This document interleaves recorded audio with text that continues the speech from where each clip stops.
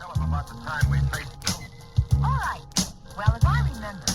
At Avenger headquarters. Because united, the Avengers are strong. Welcome to the Marvel Evolution Show with myself, Andy Stead. And I'm Jarian Gibson. And I'm Alex Stroud. How are we, chaps? How are we? Good. Excellent. Had a good weekend? Yep. Been a lazy weekend. That's all right. That's all good. We need those every now and again. Jarian, how are you? Good. Got out to play disc golf this weekend after a while. So decent round if not playing for a while. But I was able to pick up something pretty cool from the collectible store that my son and I go to. And this was on the $10 table. Ah, look at a little Hulk guy. Look at him. His arms going crazy. I love that. I love those little figures. His mouth opens too, doesn't it? Can you do that? Yeah, it does. I didn't realize that the first time. Chomp, chomp, chomp, chomp. Yeah. I love all those little random figures. Those little sort of, they're not, I mean, everybody, we collect Funkos or Legos or whatever it is, and there's people that collect Marvel Legends, and that's great, but those little random ones that you find, they're just all different sizes, different ones, they do different things. Some of them are steel, some of them are tall, and some of them have got different shapes. And I'm sure I've got a box of them somewhere from my kids being young and having different ones. Like, you get them from different places, don't you? Like you said, Joe, and you pick them up from random stores, or, you get them even free. I mean, I don't know if they, they give away free little toys. They used to do that with some meals, didn't they, in like fast food shops. So yeah, that's all good. That's all good. Yeah, it's funny. You sort of look for stuff, don't you? Have you found anything? Anybody found anything recently? I've been looking for those like 2003 Hulk smash gloves, those ones from that movie, and those are pretty hard to find now. I wish that they would just remake those for kids. So I could get some for, my godson. But yeah, those are just incredibly hard to find. Yeah, I'm sure I had a pair somewhere. Like, if I had a pair somewhere that the kids had them, and I had like those different dress up outfits. I was always really jealous of their costumes. Yeah, so you could dress up as anything. They had everything. They had Black Panther, they had Cap, they had Hulk, they had Thor, Wolverine. Well, I remember like as a kid, like you would get the plastic mask with like just like the little string that go around, and now kids get like full like pullover masks that are like, skin tight and look just like the costume or whatever. I'm like, wow, dude, like I wish I had that as a kid. Those plastic masks that you can barely see in, barely breathe in, but you're warm though. Yeah. These kids are spoiled these days with these great masks and these great bits of kit that they can use. These amazing hammers. I saw a picture of me and my brother at Halloween when I was probably about 8. So in the sort of mid to late 80s. And it was terrible. Like, our outfits were terrible. It's like some really cheaply bought mask, and then like just a pair of jogging bottoms or something, so but now you can get full on kit, can't you? Full on new costume, and with the helmets, the legend stuff. I saw today. I mean, I've got, you can't see, well, you can see Ant-Man behind me, but I've got the Eye of Agamotto as well, which lights up. It's great, and the little stone pops out. The time stone pops out. But I saw, yeah, it is really cool, and it stays lit up as well. The time stone, as the time stone comes out of it, it stays bright and green. Yeah, but I saw today the Tesseract, the Marvel Legends Tesseract, and I was like, oh, that'd look really cool. I want to try and get all of them, like, so you can get the Tesseract, and I think you can get the Ether in the little, the carry case that Molstag and Sif took it to the collector, and I think you can get that in there. And I know you can get the Scepter, and I know you can get the Orb as well. So they'd look really cool, sort of lined up next to each other, all the stones. I tell you what I think would be really cool if they made like another shield, but they made a Taskmaster shield instead of like a Captain America shield. Like, I think that would be awesome. I know you would love it, but don't give me hope. Right. But don't give me hope. It's something on the shields. He's on the shields. So my younger son's got some Marvel Legends. So he's got a cap, and he's got a Steve Rogers cap, and he's got a Sam Wilson cap. And I've known this before, but I never really questioned it until recently. The shields are different. Yep. Yeah? So, but is it not the same shield? So let's talk about this. Within the MCU, why does Cap's shield change over the years? Because it's paint job. Is it a new paint job? It must be. I feel like in there notches too at one point on the shield that aren't there in the beginning too. Yeah. Like things like that. I mean, you could always blame Tony Stark because he did have the shield for, one point in time, and he gives it back to Cap. Cap also did at one point have that weird little magnetic thing that he would throw the shield and it recall the shield back to it. And that was only in Age of Ultron, and then they kicked that to the curb. So, I mean, I would guess that, they probably changed the shield a little bit and probably messed with it. Well, don't forget Endgame, the shield broke. And then he had the shield from the past, didn't he? He came back with? Yeah. So that could be also why that Sam has a different shield, because he has the original shield probably, and not the one that's been modified over the years. Yeah, so I'm thinking Sam's got the original one now then, hasn't he? He's got the one. He's got, well, from wherever he's got to be from the 70s. Well, I don't know, where did he get that from? Thinking about that. Oh, I don't know. I'll tell you, I watched today, my wife showed me.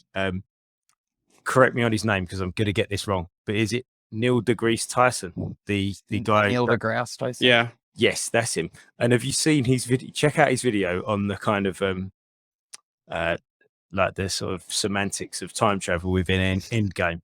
It's brilliant. It's great. It's really interesting. My wife was like, "Oh look, she follows him on social media. She was like, oh look, watch this." She knows that I'd find that interesting. But it's quite funny. He says about how Back to the Future just really tries its absolute hardest to stay legitimately I say legitimately talking about time travel. It's all made up, but it's legitimately as close to what could happen as possible, and Endgame just doesn't. Yeah. Basically, it's the butterfly effect the butterfly effect that happens if you change something in the past. Back to the Future got that, but they put divergent timelines in Endgame. So yeah, interesting branches. Yeah, that's it. I think if you pick it apart too much, though, you can end up, going crazy, can't you? Yeah. Anyway, that was a nice little chat to start with, guys. Little loose chat. John, you look like you got something you want to say. So does that mean that Hot Tub Time Machine got it right then too? Because Hot Tub Time Machine, no, seriously, because he stayed there and he changed stuff, and then when they went back to the future, it was all changed. So it's almost, if you're saying that Back to the Future is right, that means Hot Tub Time Machine must be right too. Yeah. No more Google. Now you got Loogle. Yeah. They and he mentions that, doesn't he? He says about Hot Tub Time Machine in Endgame, don't he? Yep. So, yeah, that's great. So we're going to talk about She-Hulk episode 6 later on. We're going to go through some news of the week. Have you reading anything different at the minute, guys? Are we catching up on any reading? I don't know what we're reading at the moment. I haven't read anything recently. I haven't really had the time to read much over the last few weeks. I've been meaning to. I wanted to finish that Kang the Conqueror one that you were talking about, I think, on the last podcast. I think I started that and I got 3 issues in. I actually went and looked it up and I was like, I'll only have 2 more issues to finish or whatever. I think it's a 5-issue series or whatever. And I want to finish that. I think that's what I'm going to probably pick back up whenever I start reading again here soon. Jarian, what are you up to? Other than just some random stuff and going back and doing some, crossing things like She-Hulk and Fantastic Four. And then I even, after this week's episode, went and looked back on some of the Great Lakes Avengers stuff and some of the Intelligentsia stuff from the episode. So I kind of just reference crossover stuff, so. Nice. I want to read The Reckoning War. It's the big late. It's not the latest big crossover. It was a crossover about a year or so ago, I think it was. And I want to sort of get that whole chunk of reading done. So the latest sort of big event, because Judgment Day is the one that's out at the moment, isn't it? I think that's the one that's still running at the minute. So I want to do Reckoning War first, and then get on to Judgment Day. A bit like you, Alex. Not really had a great deal of time to read at the moment. Yeah, but So if you're listening today, if you're listening live, remember, drop us a hi, say hello, and jump in on the conversation as and when you are ready. If you've got anything interesting to say or anything you want to add to the conversation, we will do our best to shout you out as we go along. Also, too, real quick, if you're watching on Twitter right now, we're still not monitoring that. So if you want to get on the chat, you got to jump to Twitch or YouTube or the Facebook page or the Facebook group if you want to interact with the chat. Awesome. So let's jump in with some news this week, Jaren. What we got? Well, I know you like this one. Secret Invasion officially classified as spy, espionage, superhero, and action adventure. Yeah, I mean, like I said, that I think I said this on the post. That is just A lot of good words. a lot of good words. I like that. Yeah, I am all over that. Totally all over that. I was talking to a friend of mine on. I think he put a post on his Facebook just saying how sort of disappointed he was with She-Hulk and just that he didn't like it. And he just said, "Oh, didn't like Miss Marvel. I thought Miss Marvel was bad, and this is terrible. I'm really not." And each to their own. Fine. If he doesn't like it, he doesn't like it. But I tried to explain about the sort of genres within the genre. We've had that conversation with Martin a couple of times, haven't we? Martin Flanagan. And I was sort of saying, if you look at what we've had recently, a couple of examples, we've had Moon Knight, which has been sort of a psychological thriller. We've had Miss Marvel, which has been a coming of age story. We've had, She-Hulk, which has been a sort of sitcom. Looks like, again, and as you've just said there, Joan, we're going into Secret Invasion, which looks like a sort of spy espionage type thriller. And, brilliant. I mean, this is exactly in the same way that I wouldn't go necessarily and pick up a certain comic because I'm not a fan, not necessarily not a fan of the character, but not a fan of the style.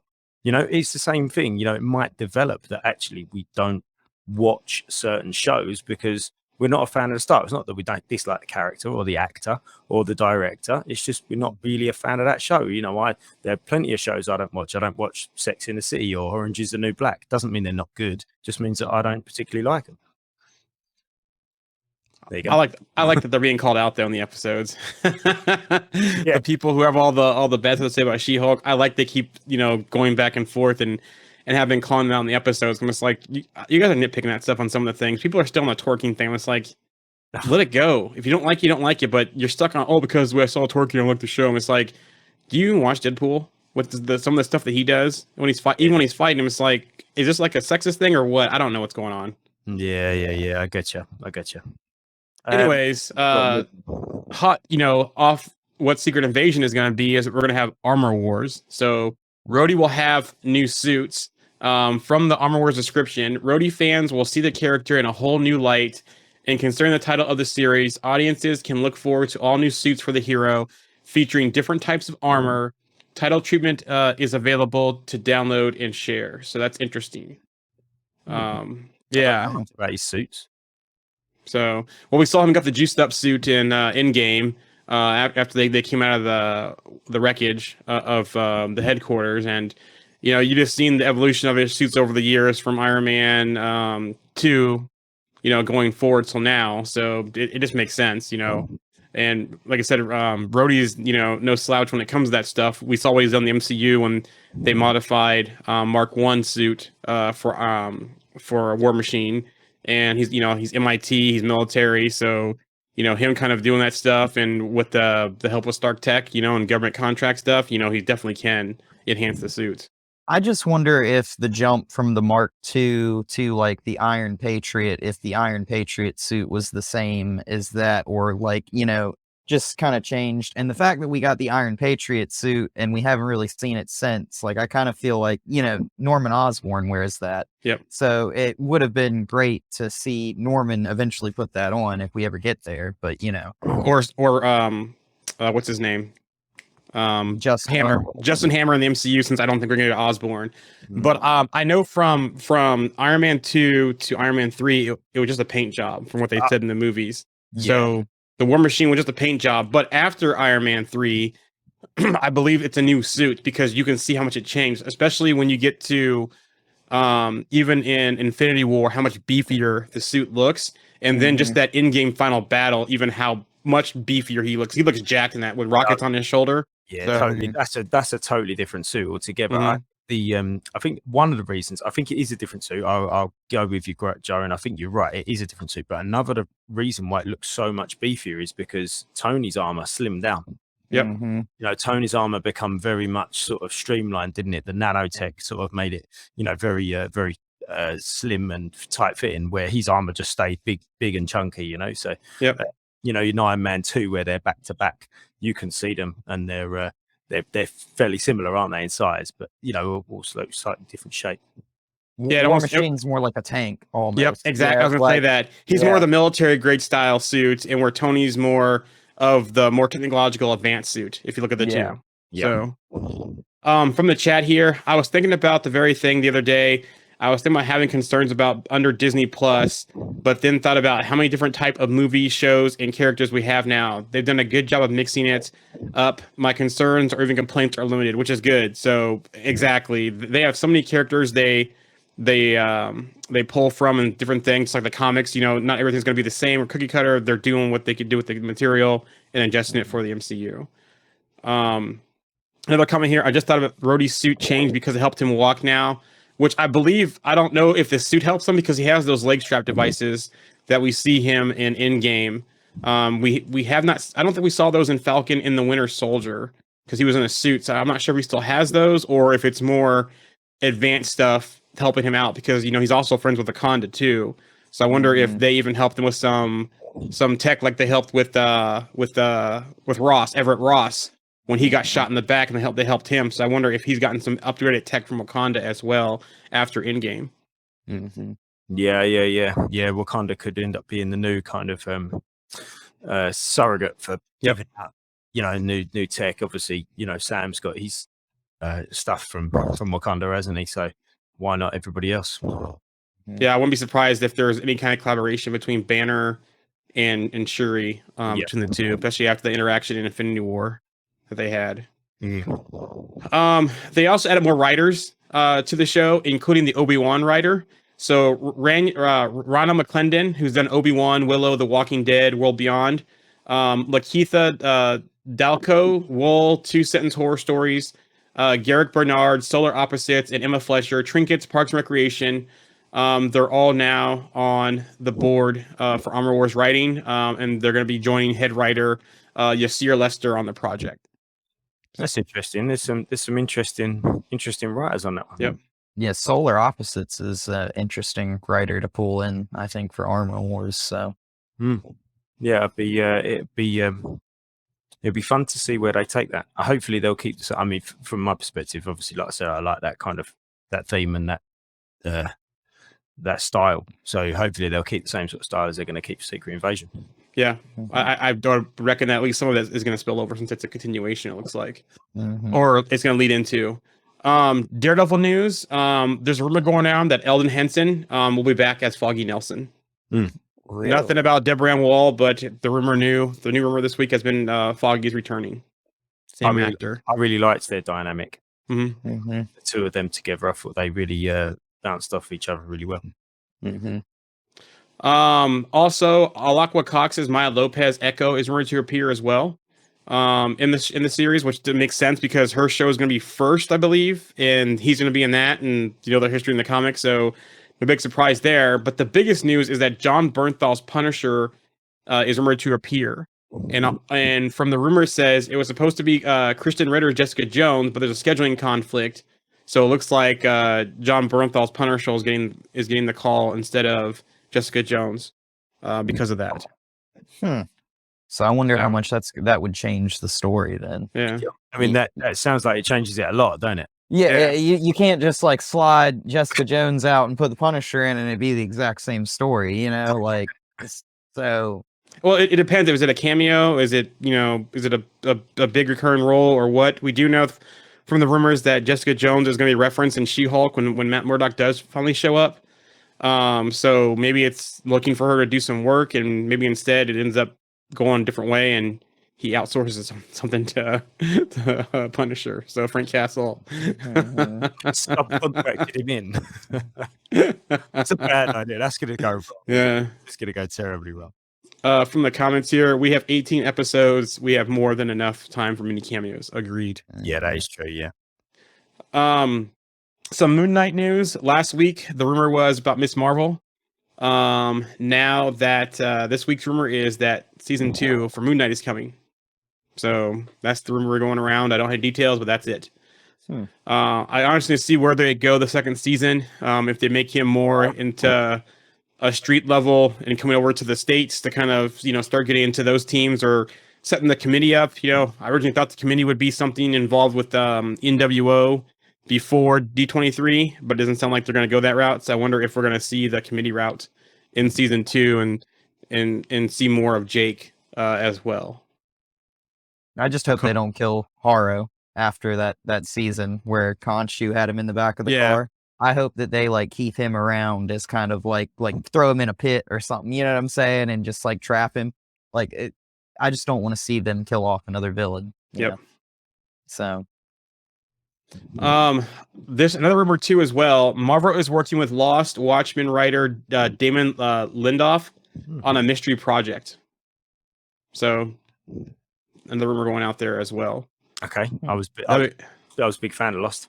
I really enjoyed. I mean, the first sort of 3 seasons and 2 seasons.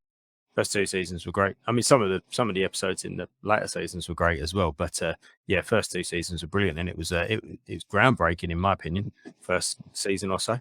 Yeah, no, nice. That could be fun. Werewolf by Night news. There's a lot of stuff this week around that, especially with the special coming up here. What 2 weeks now, I think. yeah. Michael Giacchino pitched the idea to Feige. You know what? It's funny because Kevin Feige was talking to me and said, "So what do you want to do?" And I was like, "I want to do Werewolf by Night." And he looked at me, really? Like, really? Werewolf? I'm like, "Yeah, that's what I want." He was like, "Well, okay, all right, let's talk about that." And the conversation just kept going and going and going, and then here we are now. Because if you notice that Michael Giacchino, typically is music, composition stuff for Marvel, and now he's getting the director's chair for Werewolf by Night. He also discussed on being a standalone project. Said it was a real gift to be giving something that was different and standalone from everything else that they've been doing. So it was also a gift, but it was also terrifying because I was like, I didn't want to mess it up. I felt like, there was a lot, even though it was a smaller project, it felt like there was a lot at stake, in terms of what we were doing. So I don't know, but we had fun. Also, too, there is a rumor on the time, the runtime, 52 minutes and 37 seconds, which will be longer than originally expected. And it's also going to be about 12 minutes longer compared to the 40 minutes Guardians Holiday Special. So, Okay. Yep. Excited to see that. I mean, I'm not necessarily. I know you guys are quite big fans of the style. Mm-hmm. I wouldn't say I'm against the style. I'm not necessarily a fan of it, so I'll be interested to see if I enjoy it. I think it's unique, and I think it's like kind of like something different for Marvel. And I mean, we're gonna get Man-Thing in this. Elsa Bloodstone. Yeah, who else is gonna pop up? Yeah, I mean, you could get tons of different like monster characters in this, and I love that kind of like style of like, who's the worst monster out of all of us, like all trapped in this house kind of type of thing that they're doing with it. So I think it'll be really interesting in my opinion. Yeah, there's so many ways they could tease people in this. That Hannibal King, Jennifer Kale, Topaz, all kinds of stuff. They could completely start building out Midnight Suns roster with this special. I have this bad feeling Marvel's going to like swerve us. Like we're going to watch this whole thing and about like 48, 49 minutes in, we're going to like see somebody like zoom out and it's people watching like an old movie or something like that. And I'm like, no, like as long as one of the characters watching it, like Elsa Bloodstone or someone else that we haven't seen yet saying that's not how it happened. Like we talked about before, that's not how it happened. This is yeah. That's actually what I want to see. I want to see it like that, and then it's kind of like they're looking at that. Someone's made a movie of what their sort of experiences were, and they're actually in, the real sort of gritty, maybe I don't know where they would fit in the MCU at the moment, but they're in the sort of real life MCU as such, and they're kind of watching this movie within the MCU, and they're like, that's not what it is at all, I quite like, again though, we're talking about the styles and we're talking about the genres within the genre of a superhero movie. And if you go back a few years ago and sort of think, well, actually, every movie was kind of the same. Every movie was exactly the same genre, wasn't it? And we're now, obviously, they've diversified quite a lot, and they're showing another range with this movie that they're bringing out now. And yeah, I would love to see, since it was rumored that Blade was supposed to appear, but scheduling wise with Mahershala Ali that he might not. I'd love to see someone like Dane Whitman sitting there watch this. He goes, "Are you sure this is what happened with you all?" He goes, "What is this?" Kind of thing. Confused, talking to Elsa Bloodstone or even Jack Russell. Just seeing how they're going to tie him back into things, or even we get an Eternals reference. Like Eternals, like that's not how it happened, because they could easily bring an Eternals into here. Yeah, one of them as well, depending on what happened with after the end of the movie. So And also, there's that little sort of bit that we saw last week. You know, is that the TVA in there? Is there Yep. some sort of TVA? Are they watching a video screen? Is somebody at the TVA watching that? Actually, having said that, Loki season 2 is next summer, isn't it? Yep.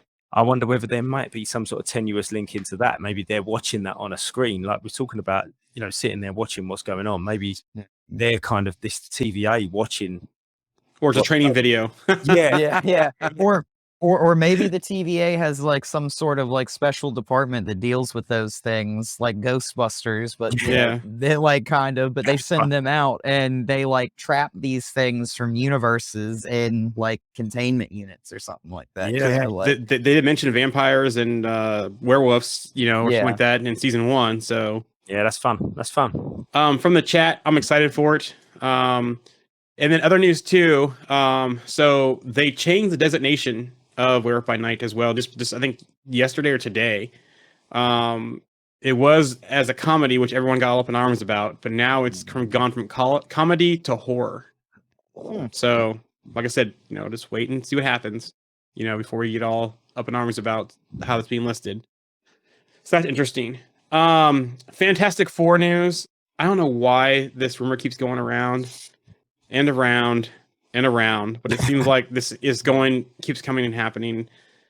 Ryan Gosling as Doom. I don't know where this is coming from. I haven't seen any of the bigger people say this, but I keep seeing articles about it. I keep seeing chatter about it. So I don't know where this is coming from, but it's coming from somewhere. And it keeps coming back up, him as Doom. And then just as today, I saw people talking about, you know, possibly the post-credit scene for Wakanda Forever will be a Doom, which we talked about before, which we'd love to see Doom tie in. Not necessarily Ryan Gosling, but love to see Doom tie into Wakanda Forever and kind of keep it separate at first from Fantastic Four, but I don't know. So I just cannot see that at all. I don't see it either. Or hear it, or feel it. I'm not against Ryan Gosling. doesn't have the personality for it. No, not in the slightest. Not from my opinion. No, not at all. And you got to have like somebody like really like strong personality wise for that role, or somebody who can project, somebody who can be demanding, somebody that can like, you know, strike fear, but still be a character that people like almost, you know, because it's kind of like a double-edged sword, I guess. I'm still hoping for Edgar Ramirez. That's my number one person to play Doom is Edgar Ramirez. So, and that voice has to be iconic too. Yep. Doom. Yep. It has to be. Yeah. From the chat, I can't see it. Yep, I can't see it either. I understand that Gosling wants to be in MCU. Fogg has mentioned him. Make him Ghost Rider. I know Alex is gonna probably be mad. Make him Buckethead, Nova. Make him. I actually think he'd be okay as Danny Ketch, and just like have him be Danny Ketch, and the stuff I care about is going to be when he's Ghost Rider. Like, yeah, like we'll see him on screen a little bit, but when he suits up as Ghost Rider, no more Ryan Gosling. You know, Just the voice. Like, At that point. it's just the voice, and like I actually don't think he would be bad like as Danny Ketch. Like, being completely honest, it would be my first choice, but why not? Like, whatever, you know. Yeah, put him on the Guardians even. Yeah, I could see him as Nova. Yeah, I could see him as Nova. Sort of, you know. I mean, I know it looks like Star-Lord's on his way out, but you know, alongside Chris Pratt, I could see him as Nova. You know, together with them and passing the torch for the new Guardians team to him, type thing. Yeah. And from the chat, I like him as Ghost Rider actually too. So you know, there's ways you can go with that. Heck, you could even make him Hannibal King if you wanted to, I guess. Yeah, that'd be cool. You know, on the horror side. So, other fantastic news, Fantastic Four news. Jeff Kaplan. Jeff Kaplan and Ian Springer were right. So Jeff worked on Overwatch, but both writers are relatively unknown, which is not new for Marvel. They're always taking shots on kind of lesser unknown people, and it's worked out. So now the writing's there, the director is there. They're going to focus on casting. So we should be getting some kind of casting news at some point now, once they've, you know, figure all that out. A New World Order, Captain America. Julius Anna finally confirmed for the first time that Danny Ramirez's Joaquin Torres will become the MCU's new Falcon in this movie. So it was hinted in Falcon and Winter Soldier because he got Sam's old wings, his old suit.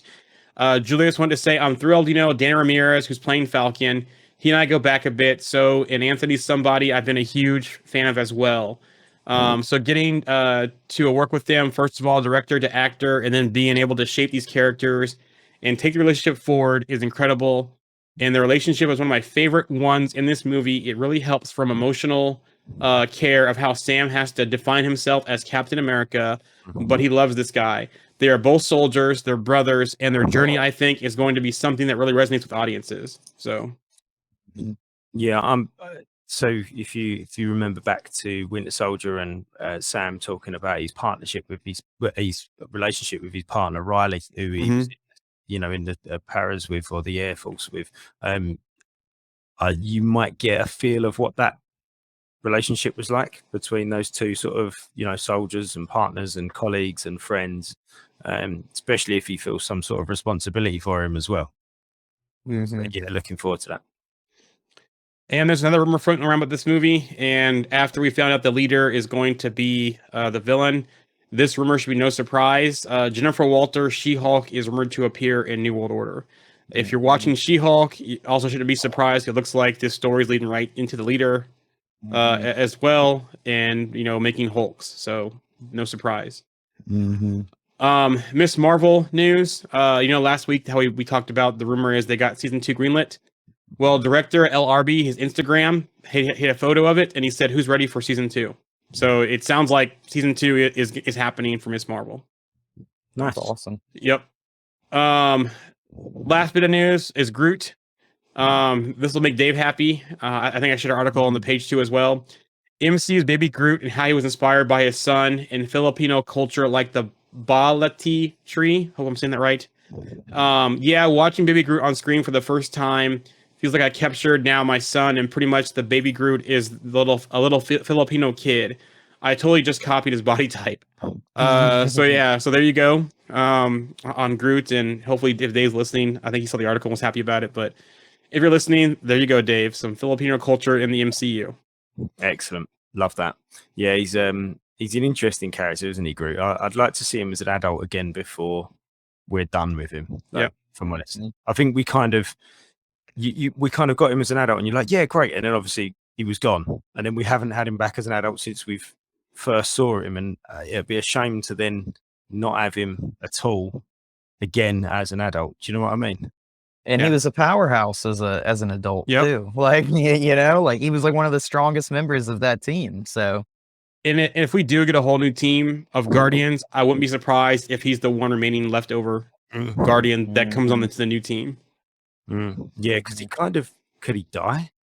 Yeah, he technically did in the first Guardians movie. So yeah, but yeah, I suppose so. If he's is he a different Groot now? Maybe. Yeah, playing a piece of him, he comes back. Yeah, yeah, but so in that respect, then he can't really die. Yeah, or can he? I don't know. If anybody knows, if you can, let us know.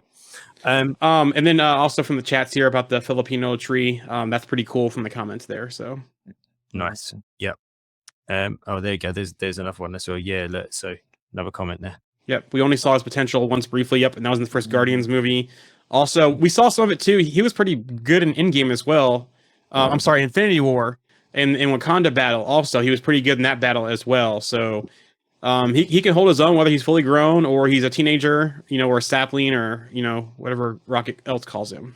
he tried quite hard in Guardians 2 when he was just a little baby as well, didn't he? There was some great stuff there. He brought the finger. Yeah, the table. Oh, was it a toe or was it a finger? Yeah, it's a toe. Okay.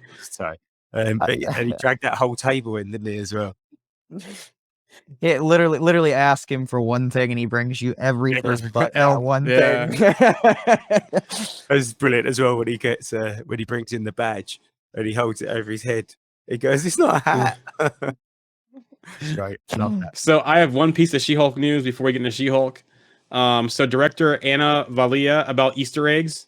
I can't speak to that. All those Easter eggs in that drawing, a lot of other mind to input there, and I did not. So I can't really speak to that. And that's to last week with all the shoes. What she's referring to. So nice. Okay. Yeah, that was fun. That was a fun little Easter egg that with all the shoes, and it's still been going on this week. And I've been sort of talking to people, and they've sort of said to me, "Oh, I didn't see there was no post-credit scene last week," and I was like, "Well, no, but there was something fun. Go and have another look. Try not to ruin it for them. Try not to spell it out for them. So go and have another look. And then they're like, oh well, yeah, I saw what you mean. And they see like one. They go, yeah, I saw the thing. I think that was the obvious one, wasn't it? Yep. The pattern. And you're like, yeah, look closer. It's like, oh yeah, look, there's Cyclops and there's another one. And yeah, I think there was all something, weren't they? Yep. I saw those Cyclops shoes and I was like, man, those things look pretty cool. And I'm not a Cyclops fan, but man, those shoes look kind of cool. The strap that was his visor. Yep. Yeah. Yeah. I saw a pair of shoes. Like, I was at the shop today and I saw a pair of shoes that were those shoes. Yeah, the shoes with the Velcro bit across something. I was like, I wonder if I could get them and paint them to look like those. Be cool. I know there's people out there who, if you buy shoes, they'll actually make them how you want them as well. So that's an option. I know a guy that I used to work with. Someone will post different shoes that he's modified and done art on and that kind of stuff. I wouldn't want to wear them though because they look so good. I wouldn't want to mess them up. Yeah, you want to like put them in a case almost. Yeah, and make them like art. I mean, it's like artwork. You don't want to step in a puddle in those things or get dirt on them. Well, you could just buy two pairs. One to rock, one to box. Yeah, there you go. I was like, what's that line? There you go. Yeah. Yeah. So here's a chat comment. Yeah, real quick. Obviously, it implies mutants are around before She-Hulk, then, right? Well, we know they're around because of Miss Marvel. As far as these other ones, we'll have to wait and see how they get introduced into the MCU. But yeah, She-Hulk. Yeah. Episode 6. Again, I thought it was fun. It was along the same lines as the 5th episode for me. Yep. I think I said, didn't I, a couple of weeks ago, I was a little bit, I wouldn't say I was disappointed with the 4th episode, but it was that, like me and Alex were saying the other week, it was kind of filler it was like, you could have I don't even remember what happened in the 4th episode. It's completely gone out of my head.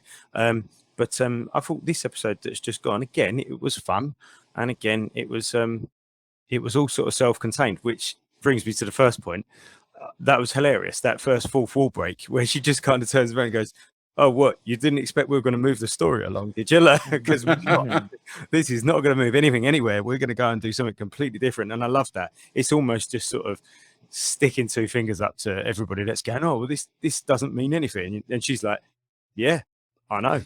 And it's funny, too, because the title was Just Jen of the episode. Yeah. So it was all about her. A little side stuff, but for the most part, it was about her. Because even the side part of the episode with the lawsuit for Mr. Craig Holes, who's Mr. Immortal, part of the Great Lakes Avengers, even his story tied to hers because he got them hooked onto that website about She-Hulk and that kind of stuff, and led to Intelligentsia and all that kind of stuff. So even though it was a side story, it was still about her. Yeah, I really like that wedding fight scene. Man, I love that fight where she's like, because I was like waiting in that scene because, Jen's so drunk and she's sitting there and she sees two of her. And then all of a sudden she opens her eyes and she sees one. And that's when you realize like she's She-Hulk because like she no longer is drunk anymore. And she just takes her foot and just goes wham with her heel and she just flies. Like, man, that was such an awesome scene. Then they have that nice little fight, but it just should have lasted just a little bit longer. Yeah. With Titania being like a marketing type person, a social media type person, any messing up her looks, fight over immediately because of that. So yeah, but she not the face. Yeah, he takes like a left hook from She-Hulk like earlier on too in the face, and then like falls and smacks her head on the ground and busts like all of her teeth. So I'm just like, man, like it just kind of funny to me. Yeah, I know what you mean. You sort of wanted to see a little bit more. We still haven't really seen her fight properly yet. Somebody who was it mentioned the other day on a post? I saw somebody said that. Oh, who was it that somebody might? Maybe it was about Matt Murdock, helping her learn sort of how to fight, basically, because she doesn't know how to fight, does she? She's just Hulk, So she's a brawler. So, yeah. So she's got to learn how to fight. But yeah, the scene there where she was drunk and turning into She-Hulk, I thought that was great. It was almost like I could see the panels in a comic, like two of them, then two of them were close together, and then another one, and you could, you know what I mean? Like each one of them was like a picture, wasn't it? Because she blinked in between each one. It was almost like a still. So that's why I was sort of I visualized a panel in a comic each time. Speaking of comics, the QR code this week. So the QR code leads to Mr. Immortal's first appearance in West Coast Avengers 46, which also establishes his team, the Great Lakes Avengers. So that was an interesting QR code. And also, too, I mentioned, speaking of Mr. Immortal and all the Intelligentsia stuff, that was first teased in Age of Ultron. So when you look at the papers at the Avengers Tower before they go to Wakanda, and visit Claw, they have a paper with Claw is a former member of that team. So, which also had the leader, it had MODOK and other members as well in that group.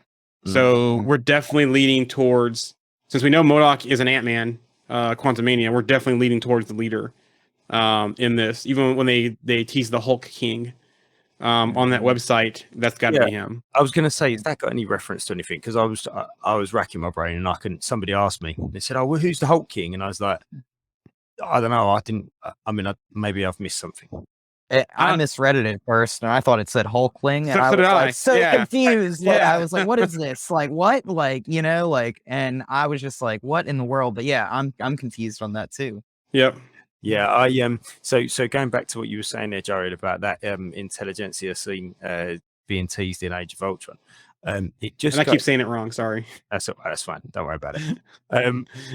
It just goes to show how how I think we've said this before about how writers can pick something up from however long ago, years, 10 movies, whatever, and just sort of drop it in again. Yeah, that's it. Just run with it and just extrapolate one tiny moment, one word, it's literally a word on a piece of paper that's on the screen for about 5 seconds. And then people are like, wow, what, you're telling me they had this planned since Age of Ultron? Like, no, this is just what writers do. Yeah, very clever. But also, too, think about... Go ahead, Alex. I was gonna say, I think Monty made a really good point too. Like, he kind of like was talking about how it was kind of like a 4chan kind of style website or something that it seemed like it was coming from. And it's kind of one of those things where it's almost like, yeah, you may not think this is that bad, but you start pulling the thread kind of, and then you find out it goes to something else a lot deeper, like that's I think kind of interesting. Also, too, they could go to a lot of things with the Intelligentsia as well with this, because in the comics, I believe they've had interactions with Atlantis, Wakanda, Olympia as well, where they've stolen things. Because basically it's a group of evil geniuses. So they're all smart people, they're, evil geniuses, that kind of stuff. But one of the interesting things, though, where this could lead to is that they also convinced General Ross to become the Red Hulk. Yeah, see, I didn't know that. Yep. Yeah. So basically, from the comics, if I remember correctly, they figured out how to combine cosmic powers and gamma radiation together. Right. So, Okay. So all roads. Go ahead. I was just gonna say, I still think it would be interesting if at the end of this or in New World Order we see Titania again, and she takes like She-Hulk's blood and becomes Red She-Hulk. Yeah, I think that's where we're going. And we had that conversation the other day. I'm like, I don't know if I mentioned that before as her, but I kept saying Val or bring Betty back for Red Hulk. I can't remember if I said Titania as well, but Titania does make sense. Look at the rivalry they're building up in this series between Titania and Jennifer / She-Hulk. And I think she that's keeps exactly coming where they're back. going. Yep. She keeps coming back. She keeps losing, and she's like she's going to be looking for that edge of like, how can I be just like her or better? Yeah. So is this a Blonsky, the mirror? Yep. I think so. Do you know what I mean? Blonsky done exactly the same, didn't he? With Hulk in Incredible Hulk, he sort of had a fight, got walked all over, had another fight, done a little bit better, had another, and then sort of each time he wanted a little bit more. So maybe she's looking for something. It's either that or she's a totally throwaway character and he's literally just in there just for cannon fodder. And actually, I mean, I don't know. I'm just throwing it out there and just saying maybe she's just she's there just for the laughs almost. Yeah. Do you know what I mean? And the real baddie is the leader and the wrecking crew, hopefully, that we're going to see soon. I definitely feel like maybe Titania is being used as like a tool for the leader. You know what I'm saying? Like, I think that could potentially be a thing. I think that there's like a shot from another episode or something that I've seen on the internet where it's got like her standing in front of the wrecking crew or something. I could be very wrong about that. I think you're right. And so like it makes me think that like they either busted in somewhere together, or like she's like I know. leading the charge. You Yep. know. Yeah, I've seen that. Uh, I've seen the scene now that you're talking about. I remember what you're saying. Yeah, yeah. So like I'm curious. I don't think she's like doing this all out of her own volition, but I think she's like starting to get angry that she keeps on trying to fight She-Hulk and keeps losing badly. So Yeah. So here from the chat, I mentioned the other day I think Titania could be She-Hulk, and I also think Mallory is an operative for Intelligentsia, which I think you're right on the Mallory one on the nose, because the way she was, let's not tell Jen about this, she was kind of keeping it away. Plus, they didn't know about her being married or having a child. You know, who she married to, who's her child. So there's something suspicious about Mallory in this whole thing. Plus, she's not liking Walters at all. Another thing. So there's definitely something there. Maybe like Mallory could be the one that turns the She-Hulk. I think the same person who said this comment said that in the group too as well. I got a feeling Is that Monty? I think Monty said that on the group. I think. Yeah, he might have done. That's RMC. Okay, RMC. Okay. I think Jen's gonna get as fun as this is, and as light-hearted as this series is. I think at one point she's gonna really get dragged through it. She's really gonna get dragged through the ringer. There's been signs almost every episode of a little dent to her self-esteem and to her even now, even when she's She-Hulk. You know, there's been, you know, we saw one the other day when she was in court, and the guy said that he wouldn't have dated her as Jen. You know, you just saw that look on her face. She was just like, okay.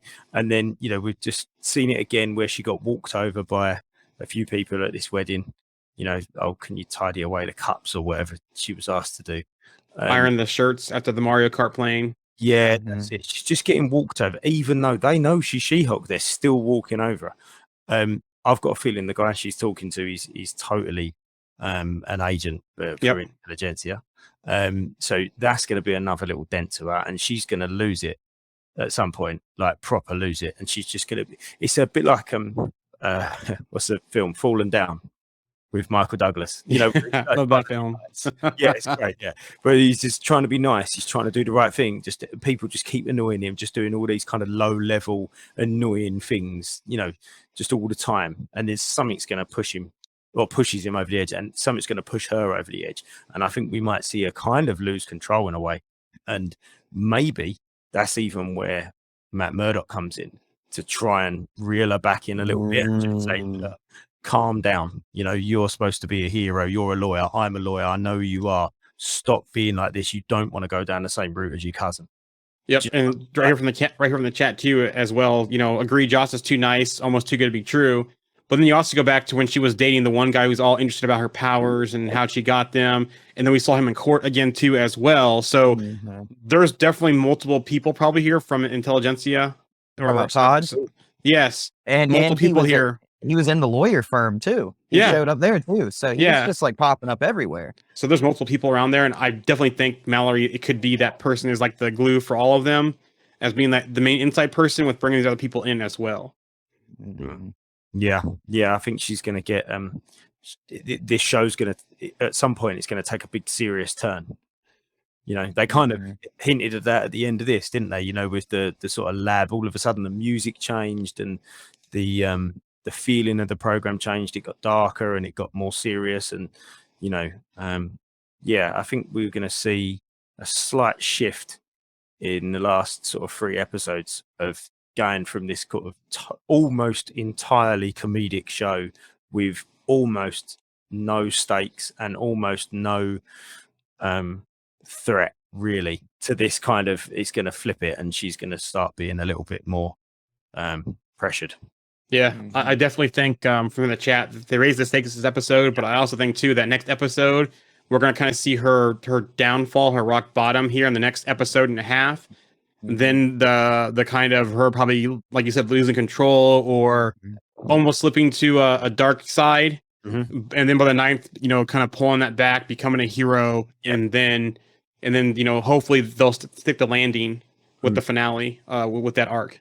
Yeah, I think they will. I think as you said, Jaron, with the news and the rumors that we are hearing and the things that we know already, it does look like it is going to lead into New World Order, and I think it just even that on its own will probably help it stick. Mm-hmm. And have we seen the Blonsky in his little cult episode yet? When he has the tan shirt on, I don't think we've seen that him yet either. So No, and I feel like that'll probably be like the second to last episode, maybe. I feel like that Matt Murdock episode will probably be like the last one, and who knows, maybe she loses it with Blonsky, and there's like a fight of her versus Blonsky or something like that, you know. But I really like what you said, Andy, about like Matt Murdock teaching her control, because I really think that that's something like I didn't think of it in that way originally, but I think that's pretty spot on, because like we haven't really seen her be in a situation yet where she's like overpowered or like somebody's like capable of like rivaling her abilities. So, you know, like if she gets stressed and Didn't she say that to her dad or cousin or someone the other day? She was like, "Oh, I'm scared. I'm not scared walking home anymore because I could just realize I can just Hulk out." yep. So, like you said, she's not actually tested yet, has she? Mhm. So, what's going to happen when she is tested? Yeah, and Titania's been like the biggest test so far, but it's been one that Titania keeps losing. So like Yep. at the end of the day, like she's not really been challenged. And Jen hasn't even taken that seriously, has she? Like she was like, "No, I told her I wasn't going to Hulk out at the wedding." You know, like it's almost a joke. Mm-hmm. You know, she's like, "Oh, go on then, fine, I'll fight you then." You know. Yeah. So for a post-credit scene for this series, I'm expecting one of two things: someone becoming Red She-Hulk as one option, or we get a tease of the leader. Actually, a nice concrete tease of the leader. I think are the two things. Maybe, you know, as a third option, maybe Sam showing up saying, "Hey, I need your, you know, I'm putting the team together." Maybe to lead a New World Order type thing. One of those three things are gonna probably be what's in the finale post-credit scene.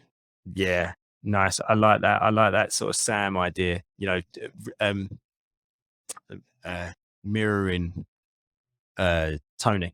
Yep, Tony with Ross at the end of Incredible Hulk. Yep. It's sort of like, you know, I'm putting a team together. Yeah, that'd be really cool. Actually, I'd like that. But I think you're right about the leader thing.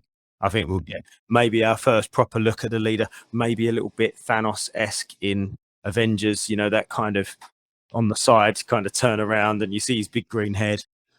Do you think we'll actually see him in full form, or do we see we'll kind of seem like I'm kind of expecting that we'll see him deformed, almost like he's not human, he's not full leader yet, but he's kind of in between. Because remember last time we saw him, he was on the ground, he was still human looking. His head just got bigger. So I wonder if that's why he's so big on getting her blood, because he needs her blood to finish that transformation. Yeah, and it's no. I think we'll. Yeah, I do think we'll see. I think we'll see Tim Blake Nelson as the leader, because it's no coincidence that they announced it at D23 a few weeks ago.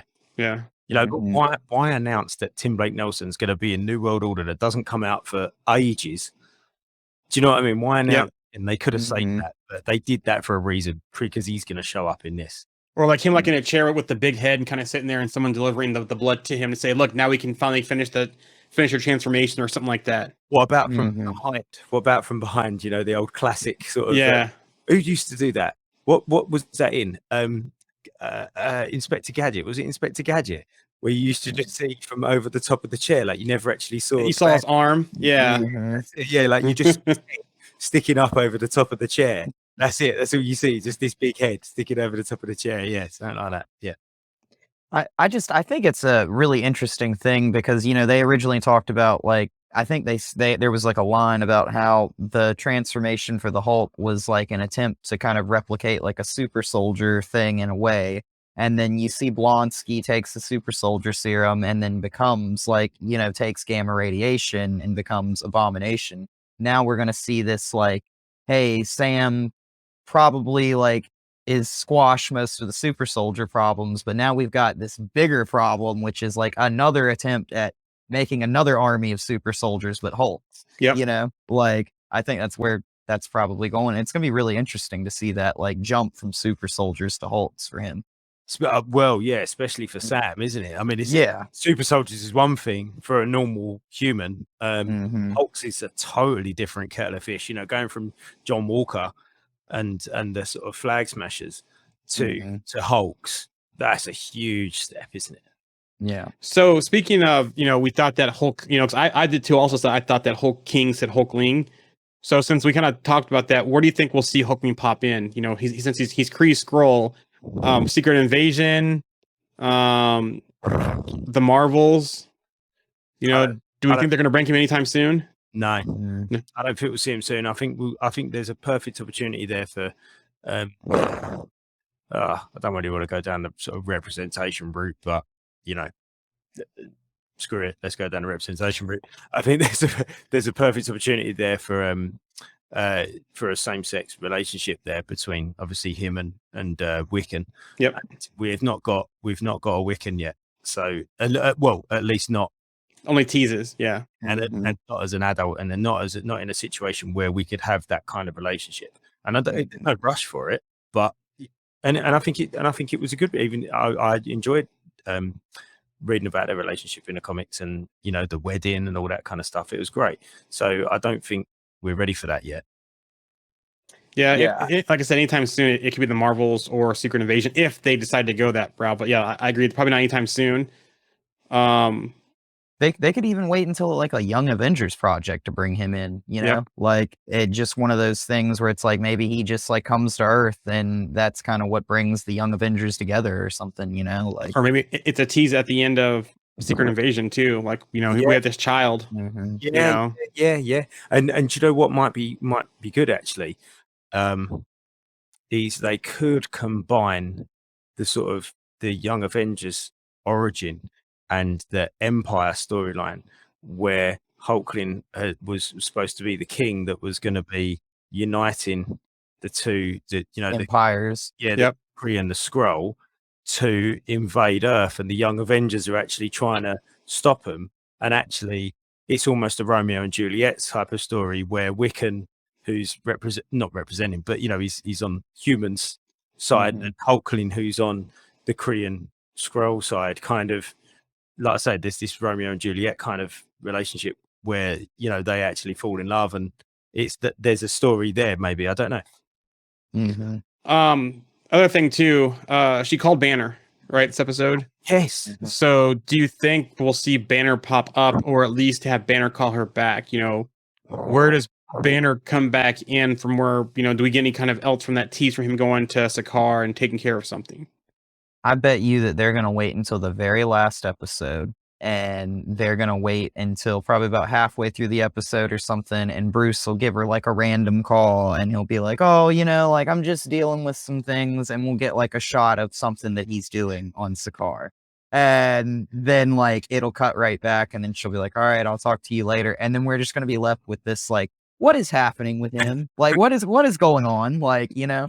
Do you think we'll see like a almost like a glancing shot of Scar in that, like he's dealing with like him and Scar in a fight or something, and you know, that kind of thing? Or what do you think about that?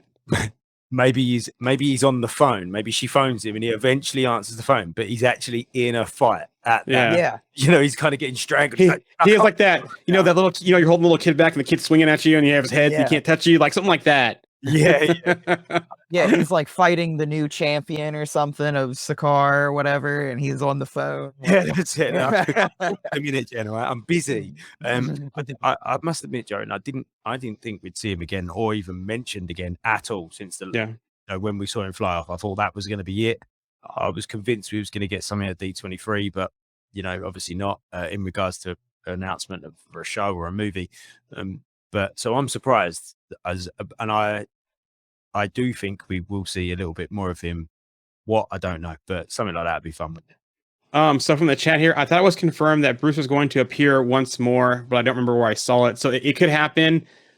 If we don't see Bruce here, do you think Bruce will show up in New World Order, since it sounds like it's going to be a Hulk centric type issue?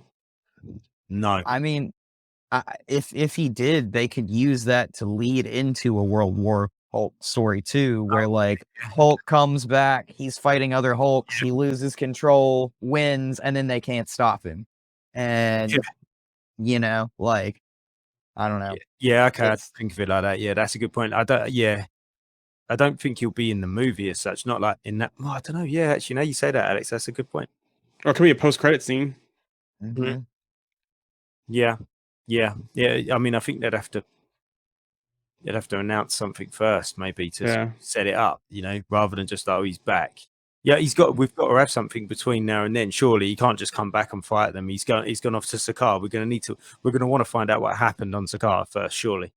But also too, plus with everything that he's taught us in the first 2 episodes with the blood and how hers is special and that kind of stuff, and with obviously in New World Order, he's going to have some kind of role in New World Order. He's going to have to. I don't see how they could not. Maybe it's a hologram. AKA AKA Endgame, Shang-Chi. Maybe it's like that. Because honestly, he's probably the only intelligent one that could rival the leader as far as whatever he's using to make other Hulks. You know what I'm saying? He's the one with that knowledge. He's Jen's not that level. Sam's not that level. None of them are that level. Who's that person to help them be that person around that? And it's gonna have to be the Hulk unless they bring another scientist or someone else in that they get introduced. I don't know. Yeah, I could now see it that he's exactly the part that he's going to play, but he's going to play that sort of mentor, confidant role where he is off planet, but they're kind of contacting him, and he's sort of it's kind of mentoring them through a hologram sort of call me back tomorrow sort of thing, and they sort of phone him up to ask him for his advice or something like that. But I don't think we'll see him properly again. Might see him briefly, like we said, as a post credit or briefly now, or maybe in that. But I don't think we're going to see him properly again until his own project. So, one more thing before we close things out today. We talked about last episode about it looks like artifacts will be like the new Infinity Stones of this phase. So we've already got the 10 rings, we've got the bangle. Where do you think we'll see the next artifact show up? Something under forever, possibly something with Namor. Maybe. Does he have anything like that? I don't know.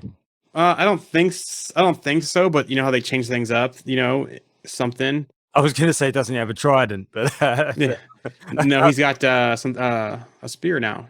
Yeah, that's Aquaman anyway, isn't it? What we got coming up? We've got Quantum Mania coming up. Something I think you said last week, didn't you, Jaren, about something that Kang might have lost that's something to do with that. Oh, and the rumor is it's a power source. So I wonder if that power source could be an artifact. So I also wonder if you're going to find out that like the bangle that Miss Marvel had, if we will see like something else. It's like a second one of those in the Marvels. Like I assume we'll see one of those. So that'll be kind of like another item linked to the others. I'm trying to think where else. Yeah. Possibly Fantastic Four, maybe. We can see an artifact. Possibly, something that they find. Have they said how many there's going to be? They have not. The rumor was that artifacts will be like the, so. The more I'm thinking about this, the more I hope that this isn't true. Yeah, because I'm just sitting here thinking we just went through this same thing. I can remember 10 years ago or whenever going, where do you think the Soul Stone's going to be? And it's like, I'll do this again. Yeah, I just don't see how they would fit things in to do this, so. It feels a bit forced, doesn't it? Like we're all forcing it. We're always going, no, where can we one in? It's like I definitely want to find out that beacon from Shang-Chi from the 10 rings. I definitely want to see where the other bangle from Miss Marvel comes from, but I think that's it. I don't want to see anything else. Yeah. Agreed. So agreed. I just hope that they don't like take all these like weapons and be like, oh, we need all these to defeat Kang or something like that, Yeah. And then put them together to create like a Megazord. A mega weapon. Yeah.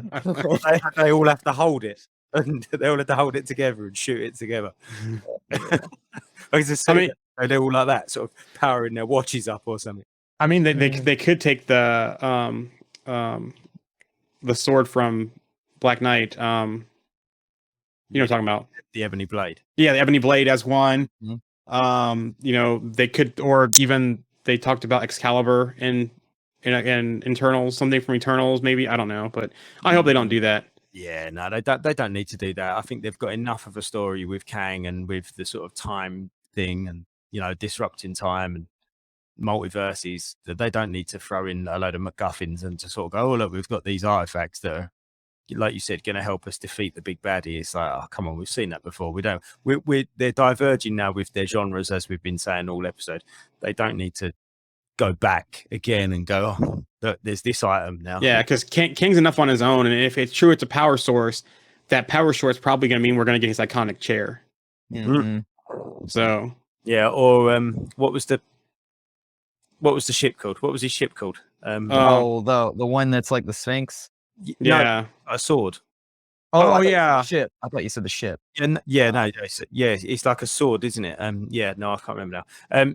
Yeah. Anyway, we could go on all night. Oh, look, what's that comment there before? I thought we were going to get. I think you mean Nega bands from Captain Yeah. Marvel, but it sounds like they're taking the Nega bands and combining them with the bangles that Miss Marvel has. I think they're taking the replace of that in the MCU. So Mhm. Yeah, although I'm still, I'd still love to see a proper Marvel. I really would, but it's kind of, they either need to set this up now or not at all, and just actually say we're going to do this. they could do a feel like reverse that way, ship is because go ahead, Alex. I was going to say, I feel like that ship has sailed. I just feel like we're not going to get it. You know what I'm saying? Like, Yeah. I feel like it's kind of late at this point. The only way they could do it is in a reverse way and have her pass the torch Yeah. back to him instead of taking the torch from him. Okay. Yeah, that could work.